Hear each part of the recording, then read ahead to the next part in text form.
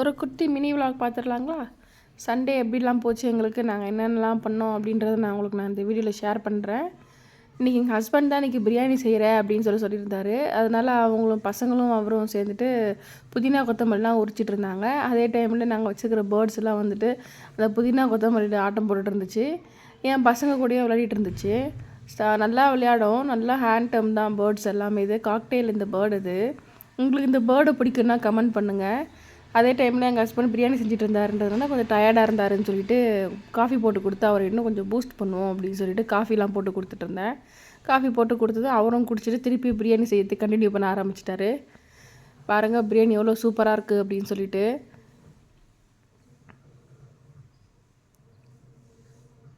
சும்மா சொல்லக்கூடாதுங்க, அவர் செஞ்ச பிரியாணி அவ்வளோ சூப்பராக டேஸ்ட்டாக இருந்துச்சு. உங்களுக்கு வேணும்னா சொல்லுங்கள், நான் ரெசிபி ஷேர் பண்ணுறேன்.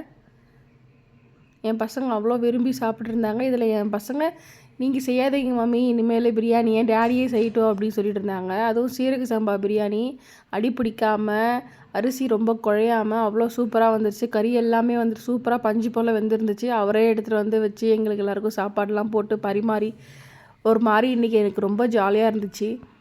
நம்மளே செஞ்சு நம்மளே சாப்பிட்றோம் அப்படின்னால கொஞ்சம் கஷ்டமாக தான் இருக்கும். அவர் செஞ்சு அவரே எங்களுக்கு பரிமாறினதுனால எனக்கு ரொம்ப ஹாப்பியாக இருந்துச்சு நேற்று. அப்புறம் சிக்கன் 65 செஞ்சுருந்தோம். சிக்கன் 65, முட்டை, தயிர் பச்சடி, பிரியாணி இதெல்லாம் வச்சு சாப்பிடும்போது ஒரு நேற்று ஃபுல்லாக ஒரே ஒரு ஒரு ஒரு வைபாக தான் போயிட்டு இருந்துச்சு எங்களுக்கு. பாருங்கள் பிரியாணி எவ்வளோ சூப்பராக குழையாமல் இருக்குது பாருங்கள். அவர் தான் போட்டு கொடுத்துட்ருக்காரு பிரியாணி பசங்களுக்கு, எனக்கு. நாங்கள் பசங்களாம் அவ்வளோ சூப்பராக சாப்பிட்ருந்தாங்க. சாப்பிட்டு முடிச்சதுக்கப்புறமா நாங்கள் மொட்டை மாடிக்கு போயிட்டு செடியெலாம் வச்சுருக்கோம் மேலே. சரி தண்ணி ஊற்றலாம் அப்படின்ட்டு போன உடனே கொஞ்ச நேரத்துலேயே மழை வந்துருச்சு. என் பொண்ணு தண்ணி ஊற்றுறமான்ட்டு அவ்வளோ ஊற்றிக்கிட்டு இருந்தா. கொஞ்ச நேரத்துலேயே மழை வர ஆரம்பிச்சிருச்சு.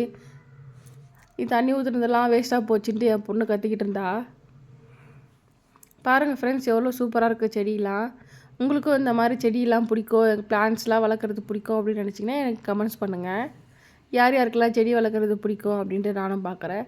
ஆனால் இத்தனைக்கும் இந்த செடி வைக்கணும் அப்படின்னு சொல்லிட்டு என் ஹஸ்பண்டும் என் பசங்க தான் இவ்வளோ ஃபோர்ஸ் பண்ணி இந்த வேலையெல்லாம் பண்ணி வச்சுருக்காங்க. நான் அதில் எதுவுமே பண்ணலை. ஆனால் எனக்கு பிடிக்கும், ஆனால் நான் எதுவுமே பண்ணல. நான் இப்போ பாருங்கள் ரோஸ்மேரி செடி அவ்வளோ சூப்பராக வாசமாக இருக்கும். புதினாவும் என் பொண்ணு தான் நட்டு வச்சா. வந்துட்டு நான் வீட்டில் கிள்ளுற புதினாலாம் எடுத்துகிட்டு நட்டு வச்சுருப்பாங்க மேலே.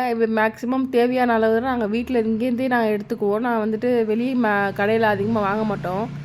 சரி இப்போ பிரியாணி செய்கிறோமே, அதிகமாக தேவைப்படுமேன்றது தான் கடையில் வாங்கினோம். வீட்டுக்குனா நான் வந்துட்டு மேக்ஸிமம் இங்கேருந்தே எடுத்து போயிட்டேன். நான் மல்பெரியும் பூத்து இருந்துச்சு. அது பூ விட்டு காய் காய்ச்சிருந்துச்சு. பழம் அவ்வளோ சூப்பராக டேஸ்ட்டாக இருக்கும். நாங்கள் அது நர்சரியில் தான் வாங்கினோம் எல்லாம் செடியுமே. இங்கே பாருங்கள் மல்பெரியோ நிறைய பழம் விட்டுருக்கு. என் பொண்ணு செடிக்கு தண்ணி ஊற்றிட்டுருக்கா.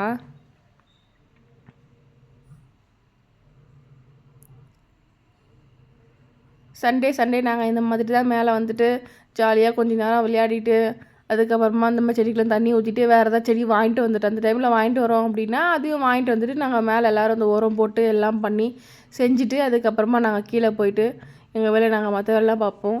செடி தண்ணி ஊற்றி முடிச்சதுமே கொஞ்ச நேரத்துலேயே மழை வர ஆரம்பிச்சிருச்சு. என் பசங்க ஆட்டம் போட்டுட்டு இருந்தாங்க மழையில். வாங்க கீழே போகலாம் அப்படின்னாலும் வரல. சரியான காற்று அடிச்சிட்டு நல்லா தூர போட்டுட்டு இருந்துச்சு. உங்களுக்கு இந்த வீடியோ பிடிச்சிருந்துச்சுன்னா சப்ஸ்கிரைப் பண்ணுங்கள், லைக் பண்ணுங்கள். நீங்கள் என்னென்னலாம் பண்ணுவீங்க சண்டேயில் நீங்கள் எனக்கு கமெண்ட் பண்ணுங்கள். தேங்க்யூ ஃப்ரெண்ட்ஸ், பாய்.